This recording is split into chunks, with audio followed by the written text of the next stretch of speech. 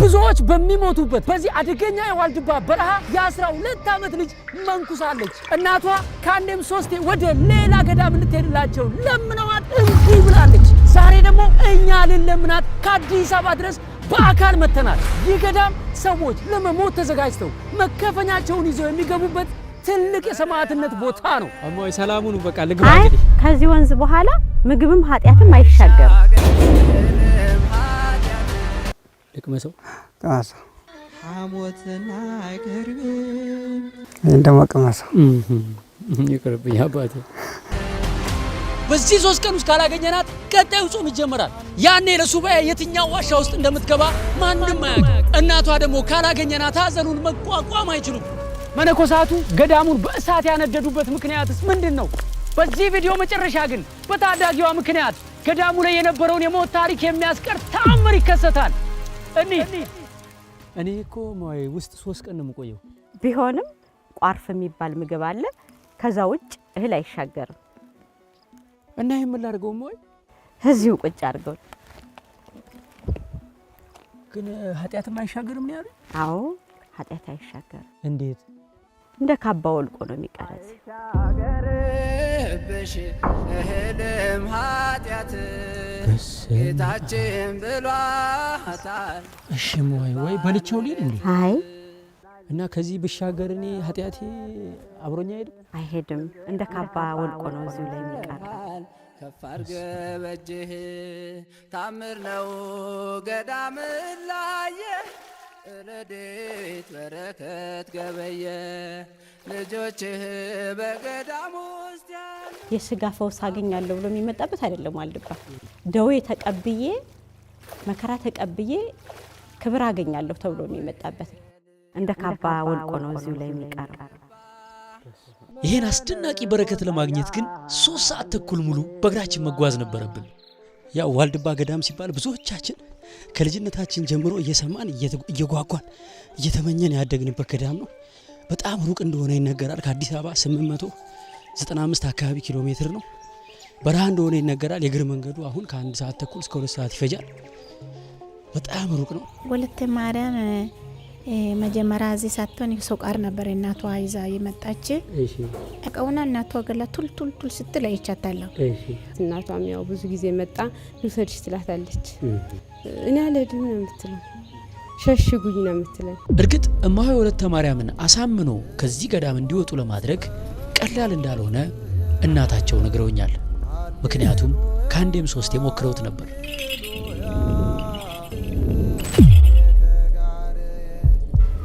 ይችት የታለች? ወልደ ገብርኤል ቻት የታለች? ትልልቅ ሰው ነው የሚታየው። በነገራችን ላይ ዛሬ ተአምር ነው ማለት ከቀኑ 7 ሰዓት ይሄ በረሃ በጣም የሚያቃጥል ፀሐይ ነበር። እግዚአብሔር ይመስገን ዛሬ ለኛ ደመና ነው። ሳንቃጠል እንገባ እግዚአብሔር ፈቅዶልናል። በእውነት ክብር ምስጋና ይድረሰው። ብዙ እናቶች ሰሌን ይዘው የሚመጡ አሉ። ለምን?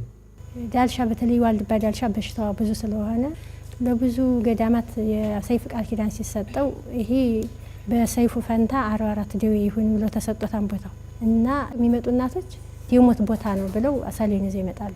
በፊት በክረምቱ እስከ 27 እስከ ምናምን ድረስ ሬሳ በተለይ ክረምት ነው የሚሞተው ሰው ሲሞት ሲያዩ እርሶ አይፈሩ?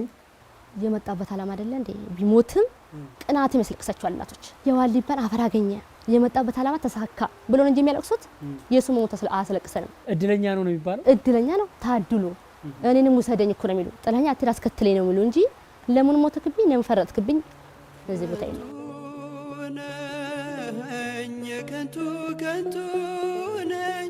እናቶችና አባቶች ያው በተለያየ ገዳም ሆነው በቀን አንድ ጊዜ መራራ ቋርፍ የሚባል ነገር እየበሉ እግዚአብሔርን የሚለምኑበት በጣም ትልቅ ገዳም ነው። ጸጥ ያለ ጫካ ነው። ጸጥ ያለ እዚህ ነው ቋርፍ መንቀምሰው።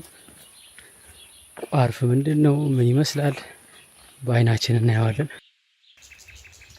ትልልቅ አጸዶች ነው ያሉት። በጣም ትልልቅ ዛፎች በዚህ በኩል ትልልቅ ዛፎች አሉ። እንደ በረሃነቱ አይደለም፣ ቅስቅስ ያለ ጫካ ነው እዚህ ጋር።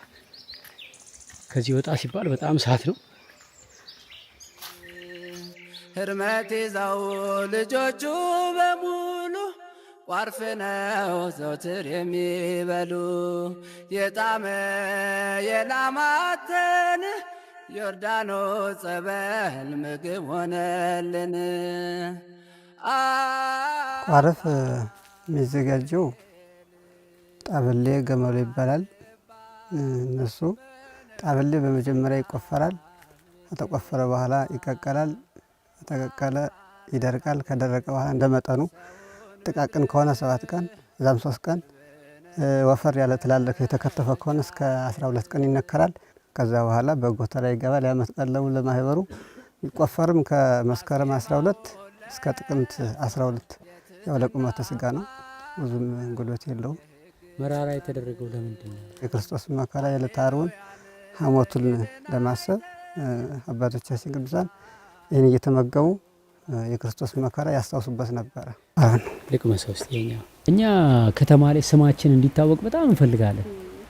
እናንተ ደግሞ ገዳም ስትመጡ ስማችሁን ቀይራችሁ ሰው እንዳያውቃችሁ ተሸፋፍናችሁ አጎንብሳችሁ ነው መታወቅ አትፈልጉም? እግዚአብሔር ይወቅ እንጂ ከሰው መታወቅ ምንም ዋጋ የለውም። እግዚአብሔር ብቻ ነው። ሰው ቢያውቀኝ ምንም ማገኘው ነገር የለኝም። አትንገሩት ያውቀኛል፣ አትንገሩት ያውቀኛል። ትንሽ ቆይታ ወደዚህ መጣች። አራው በስማ አሁን እቺ ገዳም ትገባለች ብዬ ግርም ብሎን ተወኩት። አዛዝም በደቂቃ ፍትላክ ብላ አደገች። ህፃን ወለተ ማርያም ለሁላችንም ታሪክ ናት። ከምን ጠብቆ በላይ ነው ሆነ ያገኘናት። ለምን ልጅቱ የህፃን አዋቂ ናት። እንደሚችል ሰው ላግዛችሁ ብዬ ተቀብዬ እኮ ነው ይሄን ሳኔል መልሼ ደግሞ እንኩ ለማለት አፈርኩኝ። ልጅ እንደመሆኔ ማገዝ ግዴታዬ ነው፣ ግን አልቻልኩም። ልቅመሰው ልቅመሰው አባ ምንም አይለኝም። ምንም አይል የአባቶችን አለ መንፈስ ቅዱስ ያሳድራል። የመንፈስ ቅዱስ ማደሪያ ያደርጋል። ከዓለም የተለየ ምግብ ስለሆነ ዓለማውያን የሚቸገሩበት ነው። መናንያን ግን እንደ ስኳር እንደ ማር የሚጣፍጣቸው ጌታ ይባረክላቸው። ሐሞትና አይቀርብም ሆምጣጤ ደባልቀ መራራስ ጎነቹ። ይሄ ይመለሳል አባ እንግዲህ ካልተቻለ መልሶ ወይ አልቻልኩም።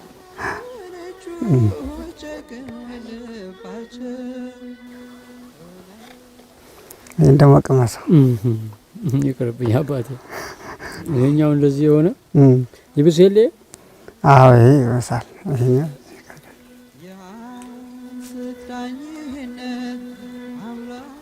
አልቻልኩኝም አባ። ሞክረው ትንሽ። በምን ልዋጠው? ውሃ አለ እንዲ አባ? ውሃ እናምጣለን። መዋጫ ውሃ ከኔና ይዋጥ የለ መድኃኒት ቶሎ እንኳ ይሄ ነፍስ መድኃኒት ነው። ልክ የስጋ መድኃኒት መራራ ይዋጣል። ይሄ እኮ የነፍስም የስጋ መድኃኒት ነው። የአባቶቻችን በረከት ነው። ገዳም ማለት እንጨት ለቀም አለ፣ ቁፋሮ አለ፣ ውሃ ግጂ አለ። በጣም ብዙ ስራ ነው ያለ። እናቶች ያዛሉ። በዚህ ውጣ ወታደር ማለት ይቻላል። በቃ ምን ነው ማለት አንደኛ እንደውም ወታደር ነው። በቃ በዚህ ዳ በዚህ ውጡ በዚህ ውጡ። እሺ መከራ ያስተምራል፣ ብዙ ትዕግስት ያስተምራል፣ ትትና ያስተምራል። አረ ብዙ ነገር ነው ያስተምር ገዳም።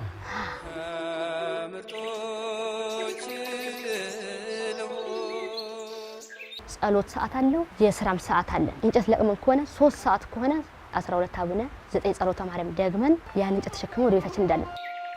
በየገዳማቱ በየበረሃው ውስጥ ፀሐዩ በረሃው መከራው ሲያዩት አይ እኔ ቀለል ያለ ገዳም ልሂድ የሚል ስሜት አይመጣቦትም? እናቶች ጋር ስኖር እናቶች ፍቅር ያሳደሩብኝ እንጂ ፀሐዩም አለ፣ ወባ አለ፣ ያንቀጠቅጠናል፣ ያመናል። እናቶች አይዟችሁ ልጆቼ በቃ ሁሌ ስንታመም ሆነ የሆነ ነገር ድንቅፍ ሲለንም ይንከባከቡናል፣ ይመክሩናል። የነሱ ምክር ከእናትነት በላይ ነው።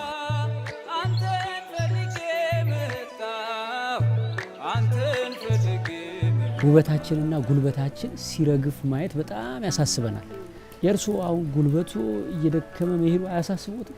የክርስቶስን መከራ ነው የሚያሳስበኛል። መከራው ነው እንጂ የኔ ጉልበት ምንም አይደል። ጭቃ ነው፣ ከጭቃ የተሰራ አፈር ነው።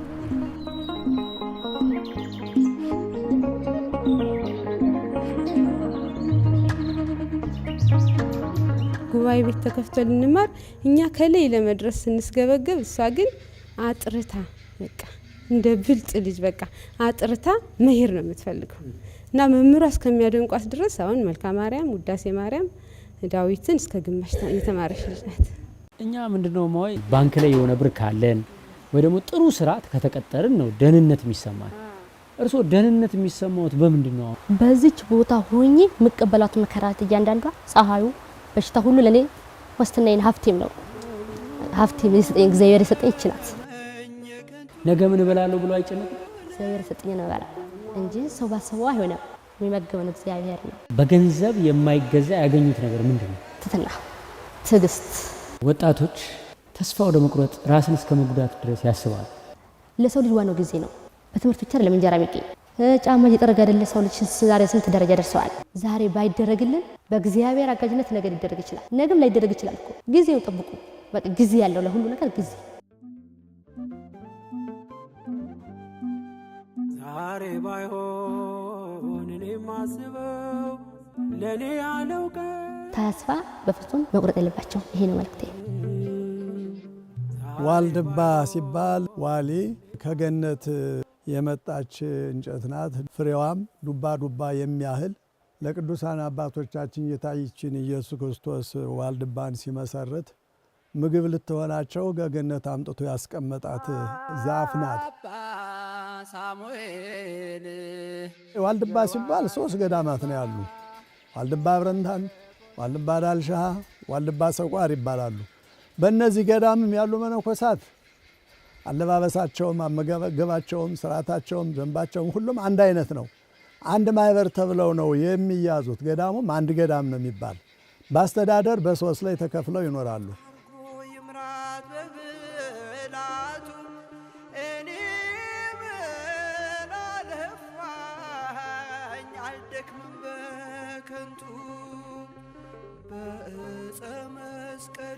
ሶስት ሰዓት ተኩል በእግር ተጉዘን ደርሰናል። እግዚአብሔር ይመስገን። በመሀል ያው ለቀረጻ እየቆምን ማለት ነው። ህፃን መነኩሴ በበታም ይገኝ በበታም ደህና ነው። ግዴል ትንሽ እኔና እሳቸውን ሳ አልቀዘቀዘ ነው ያጣይ አራቀዝቁዟል። ይህች ህፃን ወለተ ሐዋርያት ትባላለች። ቀስላ ነው እንዳወርቁ ወረጃ አባቷ 3 ዓመት ሲሞላት የስለት ልጄ ነች ብሎ ለገዳሙ በብጻት ሰጣት። እናቶችም ተንከባክበው ቃለ እግዚአብሔር እያስተማሩ የምንኩስናን ሕይወት በልቧ እየዘሩ በፍቅር እያሳደጓት ነው።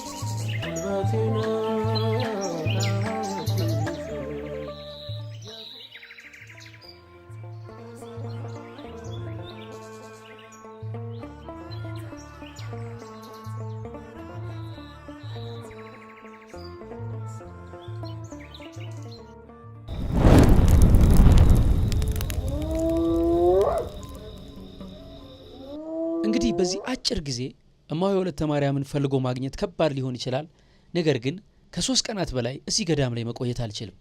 ምክንያቱም አዲስ አበባ ደግሞ ለቪዲዮ ኤዲቲንግ ስልጠና ተመዝግበው የሚጠባበቁ ወጣቶች ስላሉ ግንቦት 18 ለሚጀምረው የኤዲቲንግ ክላስ የግድ ተመልሼ መድረስ አለብኝ። እንግዲህ በሰላም ያሳድረንና ጧት ደግሞ ፈልጋታለሁ።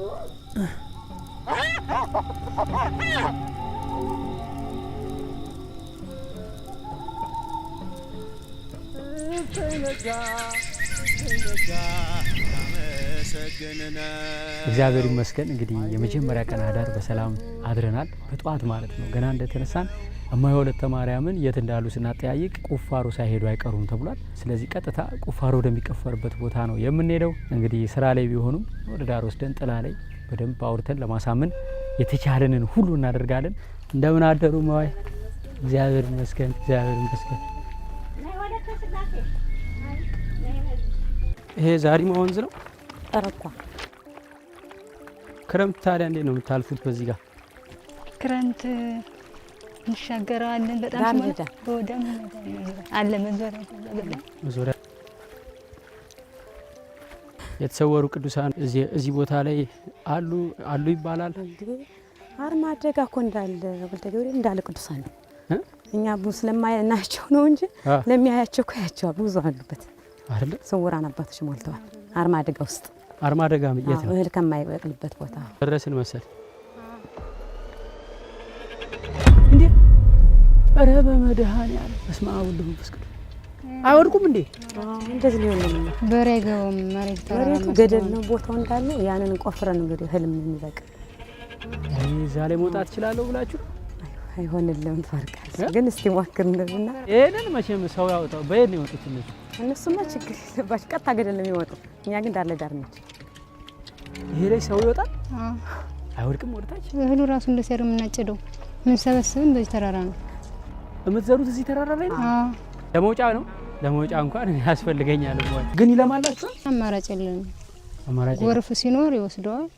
ወድቆ የሚያቅሰው አለ ከዚህ ላይ በጣም አንድ ታሽ ራሱ እየተሽከረከረች መታል እስከዚህ ድረስ ተለይ ገዳን እስከዚህ ያው ራሷን ብቻ ተመታች። ገረው ደህና ዋለች። ምንም የሞተ የለም። አካል ጉዳተኛ ሆነስ እንደዛ ነው ይኖራል። እስከ 7 ቀን የመጾም አቅም ያላቸው ሰዎች አሉ እዚህ ቦታ ላይ። ታዲያ ደግሞ እዚህ ጋር እንደዚህ አደገኛ ከሆነ ለምን ታርሳላችሁ? ደካማው ይበዛል። አሁን እንደምታየው የዋልባ ፀሐዩን በረም ስለሆነ በወባ ይጠቃሉ እናቶች። ደካማነቶች ስላሉ እነሱን ሰርተን የምናበላ እርድቶች ነው። ይሄ ይለያል። እኛ ግን አይከብደንም። ያቅማችን ያው እንሞክራለን። ከዚህ የሚከብድ ምን አለ ማለት ይሄ በጣም በአይን ራሱ እኮ ቢዘገን ብዙ ይከብዳል። ከዚህ በላይ ምን አለ? በጣም ችግር አለብን። አሁን በዋናነት ሆኖ ያስቸግር። ከዚህ ውሃ መቅዳት ይከብዳል። ምኑ ይከብዳል? በተለይ የታመሙትን ልናጥባቸው ውሃ አናገኝም። በቀን አሁን አንድ እርሶ ስንት ጊዜ ይመላለሳሉ ወንዙ ድረስ? 15 ጊዜ የሚመላለስ አለ። ግማሹ ጸበል ነው ያለ። ለምን? እየታመሙ ወገባቸውንም ያማል፣ ኩላሊታቸውንም ያማቸዋል። ውሃው እንደዚህ ዳገታማ ቦታ ነው የምትቀዱት? ዳገት አለው፣ የተወሰነ ዳገት አለው። አይን የሌላቸው አሉ፣ ጉልበታቸው ይሄ እግራቸው የተቆረጠ ያሉ። ያንን ሁሉ አርድቶች ናቸው። ውሃ ቀርቶ ወጮ አስፈጭቶ ጭኖ አምጥቶ አውክቶ ገሩ የሚያቀርቡላቸው ማለት ነው። ውሃው የሚመጣ ከዘሪማ አስተና አይታችሁታል። ዘሪማ ከተማ ከዛ ላይ የማይታጠበት ነገር የለም። ግን ያንንም ይሁን ብለን ምሽ ማምነንበት ያው ለመከራ ስለሆነ የመጣንበት እያን ግን አቅማችን በላይ ሆኗል። አሁን እየደከምን እያቃተን የመጣ ከገዳሙ ትልቁ የከበደን ውሃ ነው። በቃ ውሃ ምክንያት ነው። አሁን እኛ ትንሽ ለገዳማት ለመነኮሳት ትንሽ ፈተና የመጣብን።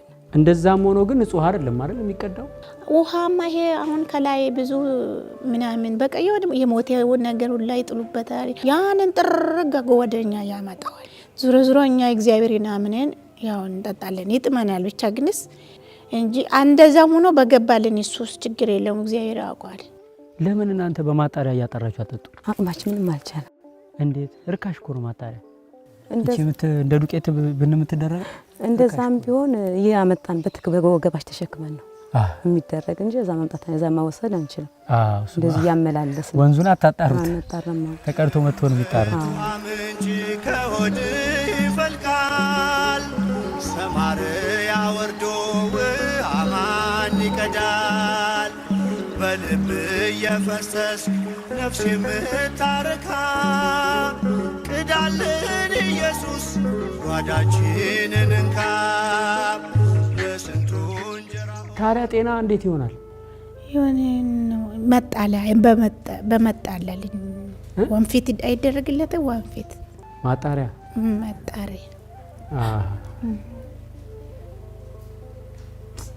ወለተ ማርያም አሁን እዛ አገኛታል?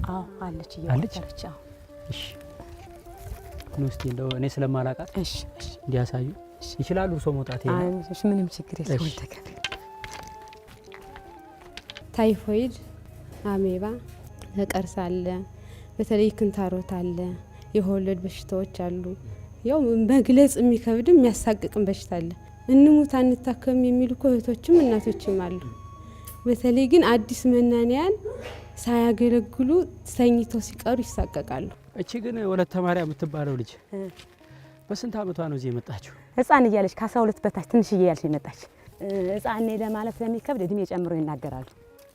ስትመጣ ሲከብደው ምን ያክል ፐርሰንቱ ጥሎ ይሄዳል? በበሽታ ተሳቆ ብዙ አይሄድም፣ ግን መቻል ግን ያቅተዋል። በቃ ምክር ይፈልጋል፣ መጽናናት ይፈልጋል። በተለይ እዚህ ቦታ 44 በሽታ አለ፣ ጽኑ ወደ እንደመጣችሁ እንጋደላለን ሞታለን አትበሉ። ታከሙ፣ ዳኑ፣ አይነ ስውሩን አረጋውያን እናቶችን እርዱ ይሉናል። ፈርስት ኤድ ምናምን አለ እንዴ? ፈርስት ኤድ ማለት ሰው ቢወድቅ የመጀመሪያ ሕክምና እርዳታ የምታደርጉበት? አረ የለንም። ኪት የለንም። የለም? አዎ። አሁን ሰው ቢፈነከት ምን እንደምታደርጉለት? ከዚህ ሚድን ከሆነ በእሳት እንተኩሰዋለን። ኦኬ። በማሰሻ? አዎ፣ በማሰሻ ይተኩስ። ዙሮ ዙሮ ከ44ቱ በሽታ በአንዱ በሽታ ተሰቃይቶ የሞተ ያው ክብር እንዳለው ነው የምንሰማ። ልቤ በጣም መታም ወይ? አይዞህ እየደረስን ነው። ክረምት ግን እዚህ ላይ ትወጣላችሁ? ወንዙ ይሞላል አይደለ? ወንዙ ውስጥ ሰው ቢገባባችሁ እስከዚህ ላይ ወርዱ? እስካሁን ደህና ነን እግዚአብሔር ይመስገን። ያማ እንግዲህ ምንም እናቴ ቅመም የሚባሉ አሉ።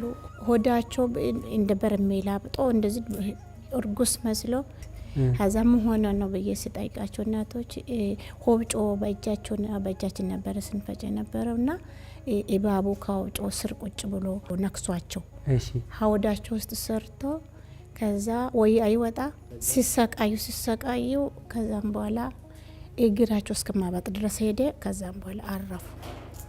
ይሄ አመዱ ምንድነው? ሞይ እናቴ ጽዮን የሚባሉ ደግሞ ነበሩ።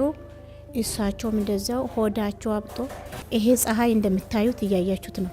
ውሃ ነው የሚሄድበት ሰውነታችን እንኳን በሽተኛ ጤነኛ ላይ እና ቤት ሲገቡ እየሞቃቸው እዳር ሲወጡ ፀሐው ውሃ ብድ ልብስ እንደዚህ አድርገን ውሃ ነክረን ሀላቸው ላይ እንደዚህ እንደ ዳስ ነገር እንሰራ ነበር እያቃጠላቸው ሆዳቸው በጣም ትልቅ ሆኖ ታሞ እሳቸውም በዛ ሲሰቃዩ አርፈዋል። እባብ ነው እሳቸው አይደለም። እሳቸው ደግሞ ዝም ብሎ ነው። ሶስተኛ ደግሞ አንዲቱ ደግሞ እንደዛው ቁልቁል ይላቸው በደም መጀመሪያ አበጠ። ከዛ በኋላ ቁልቁል ዝም ብሎ ውሃ ነገር ቁልቁል እያላቸው እሳቸው ማራፉ።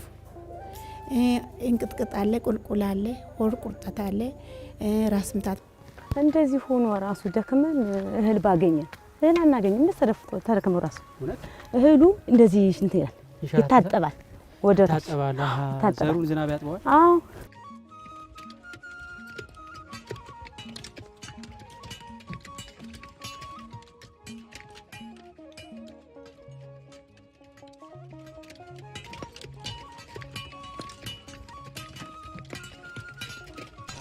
እስማ እኔ አቃተኝ እንኩም ወይ እኔ አቃተኝ። መቆፈሩ ሳይሆን ሚቦን ነው አመዱና አፈሩ በጣም ከባድ ነው። ጊንጥ የምትባል ደግሞ አለች እንደ እሳት የምታቃጥል እሳት ይሻላል። በጣም ነው የምታቃጥል። ግድግዳ ላይ ትወጣና ከዛ አትታይ ሸረር ጠቅ ትሰጣለች። ህይወት ታሳጣለች። ዝም ብሎ ግብግብ ነው የምታደርገው። መርዛማ ነች። መርዛማ ትገላለችም። ደግሞ ጸበል ቶሎ ተጠጡ ይሆን የሚደገም አለ ሀዳዊት ውስጥ 50 ላይ ነው 57 እሱ ሲደገም ምንም አትልም። በረድ ይላልና ያው ይድናል። ወለተ ማርያም የትኛው ነው? ወልደ ገብርኤል ያቻት ናዛለች። የታሉ ሞ የደረሰሽ አይተናት ቅድም ወለተ ማርያም ነማይ ወለተ ማርያም የለሽም ወይ ወለተ ማርያም የደረሰች ወለተ ማርያም ነው ተቻለ የት ደረሰሽ? ቤት ሄደች ወለተ ማርያም ነማይ ወለተ ማርያም አይታችሁ ወልደ ገብርኤል አየዋት መስሎ ነበር ግን አጣዋት። ባብም እንደዛው ጊዜ ዘንዶም አለ ብቻ ግን የእድሉሽ እዚያ ጋር እዚህ አትፈራ አይባላ ባባ አምላክ አይነካው አይባላ። ኧረ አይተው ማይ ግቢ ውስጥ አለ። አይ መቼም አለ ምድር ይሄ መሬት አይደለ ግቢ ውስጥ አለ። እሺ እና ዙሩ አንድ ከአንዱ ውጭ እኮ ነው የተኛ ነው። ታዲያ እግዚአብሔር ከናንተ ጋር እኮ ነው። የታዘዘ ሰው ብቻ ነው እንጂ ዝም ብሎ አይበላም። እሺ የተበላ ግን አለ። ኢባብ የነከሰ አሉ እዚህ የሚኖሩትን ነው እንግዳ ሆኖ የመጣ አራሉ እዚህ የት የሚኖሩ ቁጭ ብዬ ዋና ልጠማም ዘመን ለክፉ አሳልፍ ያልሰጥ ለሞተልኝ ጌታ ዘምሬለት ልለፍ ኢየሱስ ነው ክብሬ ነፍሴን የሚያስ እኛም እንደዚህ ስንቆፍር በአፍንጫችን ይገባና አከታችን እንደዚህ አፈር ብቻ የሚወጣ ማስክ ወይ አፋችሁ ላይ የሚጠመጠም ነገር አትጠቀሙ? አንጠቀመው። ራስ ጨርቅ ጠምጥመን ስንገልጠው ምች ነው ይመታል፣ ፀሐይ ስለሆነ ሙቀቱም ያፈናል ይመስለኛል። ሙቀቱም ያፈናናል። ጾም እዚህ እስከምን ድረስ ነው የሚጾመው? የቋርፉ በሱባኤ ጊዜ ቋርፍ የምንበለው አንድ ጊዜ ነው የምንበላ። የፍልሰቱ ፍልሰት ምንድነው? ፍልሰት አርማደጋ ራስን ለመግደል መከራ ለመቀበል ራስን ለመሰዋት። መንፈሳዊ ተጋድሎ የእያንዳንዱ ሰው እንደ ህሊናው ይለያያል። አንዳንድ እናቶች እዚህ እያሉ በጾም በጸሎት እያከፈሉ አንድ ቀን ማክፈል ይጀምራሉ። ከዛ 3 ቀን ማክፈል ይጀምራሉ። ከዛ በኋላ ደግሞ አርማደጋ እንግዲህ አይተዋል። ወደዛ በረሃ ወደ ውስጥ ሄደው ምንም አይነት እህል ውሃ በሌለበት ቦታ እስከ 7 ቀን ቆይተው ይመጣሉ። እስከ 40 ቀን ቆይተው ይመጣሉ። ሳይበሉ ሳይጠጡ? ሳይበሉ ሳይጠጡ ለሱባኤ ነው የሚሄዱት። በጣም ደክመው በእንጨት ሁሉ ይመጣሉ። አንድ ሞሃይ አርማደጋ ሄዳ ያው ክርስቶስን ለማሰብ ነፍሴ ለስላሴ ስጋ ለአራዊት ብላ ነው የምትሄድ። እንደዚህ መቁነን ስትቆነን የምትቆነው መቁነን ራሷ እየቀነሰች ኩርማንን በላች። የኩርማንን ምላጭ የምትባላለች ኩርማኗ ከሁለት የምትከፈል በበርበሬ እሱን እየበላች ውሃውንም እንደዚሁ እንደ ጠማኝ ልጠጣ ሳይባል እዚህ በረሃ ላይ ያችን የተወሰነችውን ውሃ እየጠጣች ትንሽ ስጓን ታደክማለች። ይለማመዱታል። በቀን አንዴ ነው ይሄን የሚበሉት? በቀን አንዴ። እንደዛም ሆኖ ሆድ እስከሚሞላ አይበላም፣ በወጥም አይበላም። ከዛ በኋላ ነው እንግዲህ አርማደጋ ሄዱና ሳምንትም ተቀመጥና 2 ሳምንትም ተቀመጥና በቃ ፈቃደ እግዚአብሔር እንደሆነ ማለትም ስጋቸው እስኪፈልስ ነፍሳቸውን እግዚአብሔር ስለሚወስዳት ጅብም ይብላል እንሞትም በቃ ይሄ በራሳችን ቆርጠን ምንድ ስግደት እንግዲህ በአጽዋማት ጊዜ ቤተክርስቲያን ይፋ ነው።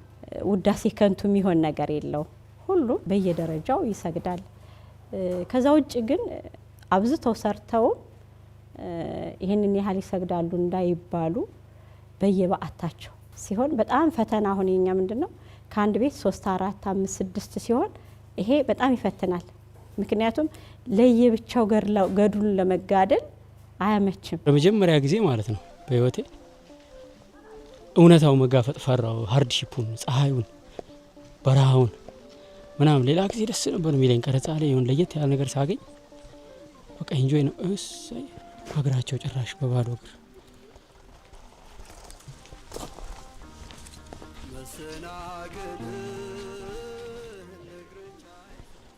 ከዛ ተመልከቱ፣ ጽናት ተመልከቱልኝ።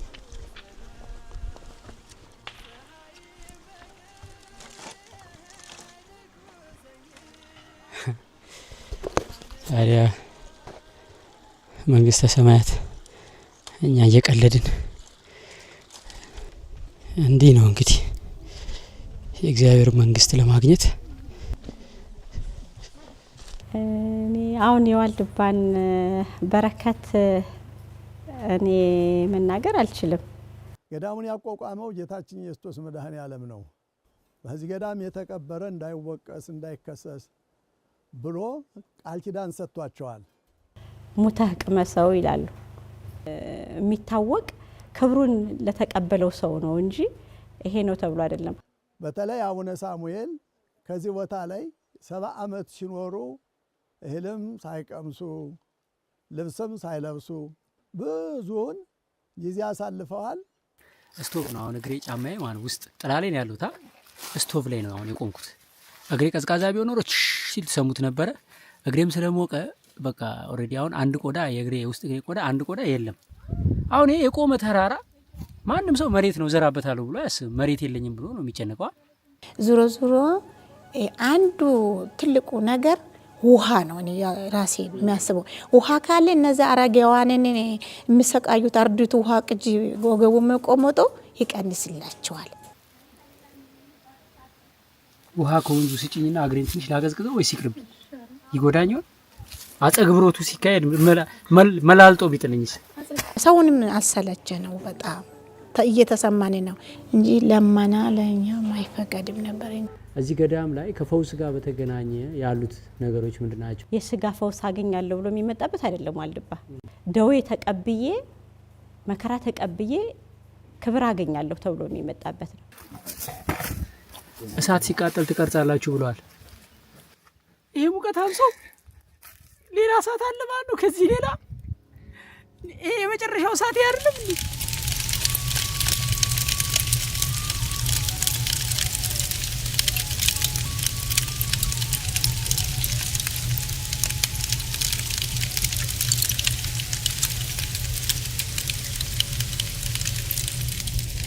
ምንድነው ገዳሙን አልፈለጋችሁትም? እንፈልገዋለን። ታዲያ ምን ነው እሳት አነደዳችሁበት? ያው ስራችን ይሄ ነው። በዚህ ነው የምንተዳደረው። ይሄ ብርጃ ይባላል። እሳት መሬቱ ካልተበላ መላ ያበቅልም። ባዶ መሬት አስበልተን ቆፍረን ነው እንትን ነው የሚበቅልልን። አሁን አንዳንድ ጊዜ በሰኔ ጊዜ ብዙ እናቶች ያርፋሉ። ያው ጊዜያቸው ደርሶም ቢሆንም ግን መከራ አለው። እንዴት ነው እዚህ ሙቀት ላይ ያው ስትተኛ ሰውነት መላላጥ ይመጣል፣ መቁሰል ይመጣል። ያንን ያለምንም ሕክምና ያንን ተቀብሎ ለእረፍት ለነሱ ክብር ነው። ወደው ለምደው አምነው ተቀብለውታል። ግን ለሚያስታምና ለቋሚ ሰው ደግሞ ለህሊና በጣም ያማል።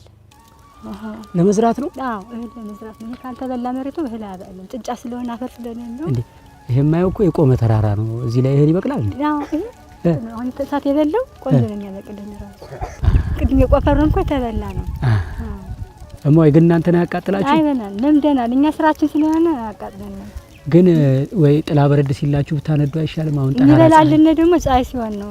ፀሐይ ሲግል ነው እንጨት እንዲበላል። እዛ ያበላውም እሳት ፀሐይ ካልጋለ መሬቱ ሲግል አብሮ እንጨት እንዲበላልን።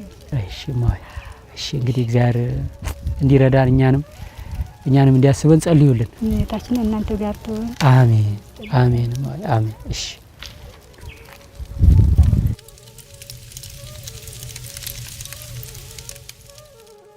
ጥንት ያው ቋርፍ እንደ ልብ ይገኝ ነበር።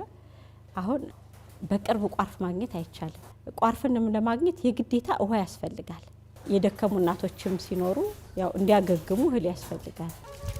እውነቱን ለመናገር እንደዚህ አይነት ስሜት እስከዛሬ ተሰምቶኝ አያውቅም። ሙሉ አፌ ደርቆ ከውስጥ ምራቄ እያጦለወለኝ ነው።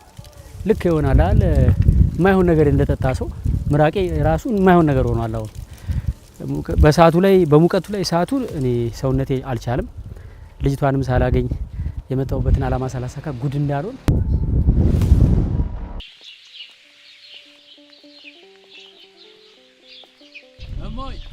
እማዬ ወለተ ማርያም ከኋላ አሉ እንዴ? አላየኋቸውም። ደግሞ ጥለውኝ ሄደው መንገዱ እንዳይጠፋኝ እነሱን ብከተል ይሻላል።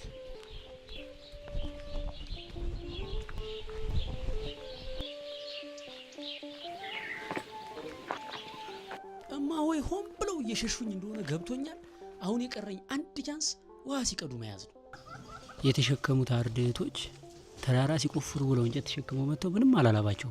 ምንድነው እንደዚህ የሰራው ሳያልበው ያልሰራው የሚያልበው? ላብ ከምንድን ነው የሚመነጨው? የምታውቁ ሰዎች እስኪ ጻፉልኝ። አሁን ወደ ወንዝ እየወረዱ ነው ተብሏል። ለማናገር ያለኝ የመጨረሻው ቻንስ ይሄ ይመስለኛል። እናቱ እማይ እማይ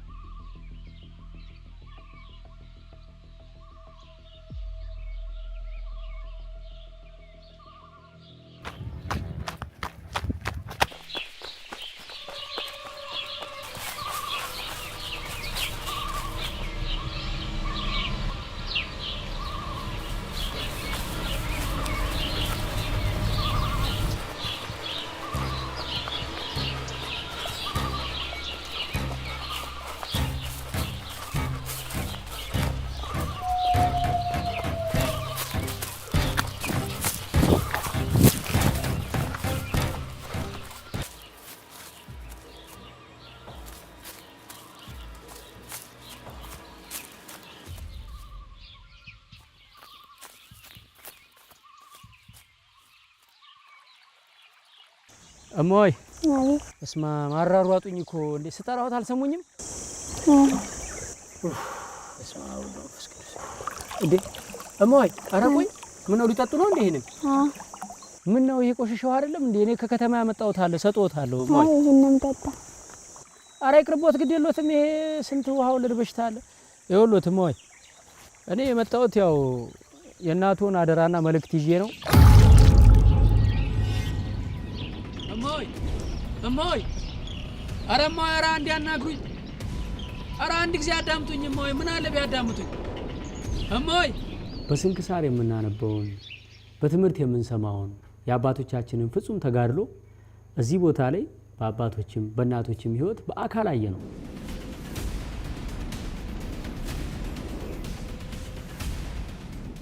እነዚህ የምታዩአቸው መነኮሳት ሌሊት በቤተ መቅደስ ኪዳኑን ቆመው አድረው ገና ሳይነጋ 14ና 15 ጊዜ ወደ ወንዝ እየተመላለሱ ውሃ ቀድተው እንደ ግድግዳ የቆመ ተራራ ላይ በጠራራ ፀሐይ ሲቆፍሩ ውለው ደግሞ ሲመለሱ 70ና 80 ኪሎ እንጨት በጀርባቸው ተሸክመው ደስ እያላቸው ይመጣሉ። እማዬ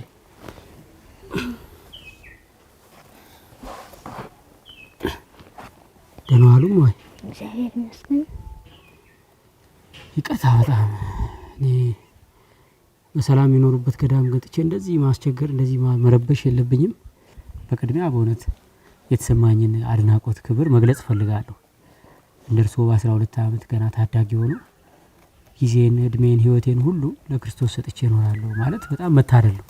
የሚገርመው ነገር እዚህ እጅግ የሚያቃጥል በረሃ ውስጥ እኛ ተኝተን ሲያልበን እነሱ እንጨት ተሸክመው አያልባቸውም። ይህን ሁሉ የሚያደርጉት ደግሞ እየጾሙ በባዶ ሆዳቸው መሆኑ ፍጹም ያስደንቃል። ከዚህም በላይ እግዚአብሔር የፈቀደላቸው እንደ ጋለ ብረት ምጣድ የሚያቃጥለው አለት ላይ ዱር ገደል ዋሻ ውስጥ ገብተው ክርስቶስ ከጠራን ብለው ይጋደላሉ።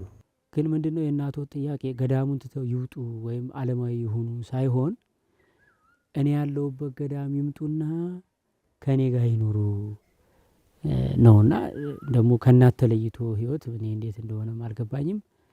ግድ የለዎትም እማዬ፣ እናቶ ከሚያዝኑበት ቀሪ እድሜያቸውን ደስ እንዲላቸው ባይሆን ጊዜ ሰጥዎታለሁ። 1 ሳምንትም 2 ሳምንትም ተመልሼ እመጣለሁ። ወስኑና ይዤዎት ልሂድ። እኔ እዚህ ብቻ ነው የፈለኩ፣ መቼኝም ይሄ ነው። እነዚህ እህቶች በአብዛኛው እንደዚህ የሚለፉትና የሚጋደሉት ለራሳቸውና ለሆዳቸው አይደለም። እማዬ እንዴ ከእናት በላይ ምን አለ? በአንድ ገዳም ለምናኔ እናትና ልጅ አይመችም። ያው ያም እኮ ዓለማዊ ቦታ አይደለም እማዬ፣ እሳቸውም ገዳም ነው ያሉት። ወደ ዓለም ሂዱ ሳይሆን ከገዳም ወጥተው ገዳም ይግቡ ነው። ለውጡ ምንድን ነው? ምን ልዩነት አለው? እዚህ ያሉትን ደግሞ የሚያግዛቸው የለም። ውሃ ማን ይቀዳል? እንጨት ማን ይለቅምላቸዋል? እዚሁ ገዳም ላይ 20ና 30 ዓመት ያገለገሉ ትላንት እንደነሱ ወጣት የነበሩ ዛሬ ጊዜ ገድቧቸው እድሜ አድክሟቸው አልጋ የያዙ እናቶች አሉ። እነዚህ በርካታ እናቶች ይታጠቡበት ዘንድ ይጠጡት ዘንድ አብስለው ይበሉበት ዘንድ ውሃ ያስፈልጋቸዋል። እህልም ግድ ይላቸዋል። ውሃ በቀን ስንት ጊዜ ይቀዳሉ? እንግዲህ ያነሰ ከተባለ 10 ጊዜ ነው። 10 ጊዜ ወንዝ ይወርዳሉ ይህንን ስራ ተሸክመው? አዎ፣ እሱም ከዛም በላይ የሚቀዱ አሉ፣ እህቶች አሉ። ጤነኛ ነው የምትሆኑት? ምንም ህመም የለውም ይህን ጠጥታችሁ? እግዚአብሔር ይመስገን። እንደው ትንሽ አስበውበት ሀሳቡን ይቀይራሉ? ትንሽ እዚህ 2-3 ቀን አድሬ ላናግሮት? አይ አልቀይርም በጭራሽ። እሺ እንግዲህ እማዬ ስለረበሽኩት ይቅርታ። ይልቅስ ለእናቶች ውሃ ብታስገቡላቸው ጥሩ ነው። ለገዳሙ? አዎ ውሃ ብታስገቡ። እነዚህን በወጣትነታቸውና ብዙ ማድረግ በሚችሉበት ዘመን ዓለምን ንቀው ለሀገርና ለራሳቸው እየጸለዩ ለኢትዮጵያ ሰላም የሚጋደሉ ወገኖቻችንን አይደለም የወንዝ ውሃ ንጹህ ውሃ ማዘርግተን ብናጠጣቸው የምናገኘው በረከት የስጋ ሳይሆን የነፍስ ፍስሐ ነው። ነገር ግን የጠየቁን ንጹህ ውሃ እንኳን አይደለም። አሁን ይግባልን የምትሉት የወንዙ ውሃ ይግባልን ነው እንዴ? እንግዳ ከየት ይመጣል? ሌላማ እንጃ። ንጹህ ውሃ የለም? የመንግስት መስመር የለም? የለም። የወንዙ ውሃ ነው ይግባልን የምትሉት? ሌላ የለ። የወንዙን ውሃ ስባችሁ ካመጣችሁልን ሙዝ እናለማበታለን፣ እኛም ጠጥተነው እንረካለን ብለዋል። መንግስት ከተማ ላይ ሰፊ መሬት ሰጥቷቸዋል። እዚህ መሬት ላይ ደግሞ ቋሚ ገቢ የሚያመጣ ነገር ቢገነባላቸው በዚህ ትጋታቸው ከድካምና ከእንግልት ትርፍ ካሉ ጊዜያቸውን በጸሎት በስግደት እግዚአብሔርን በማሰብ ላይ ቢያውሉት ለሀገር መፍትሄ ያመጣሉ።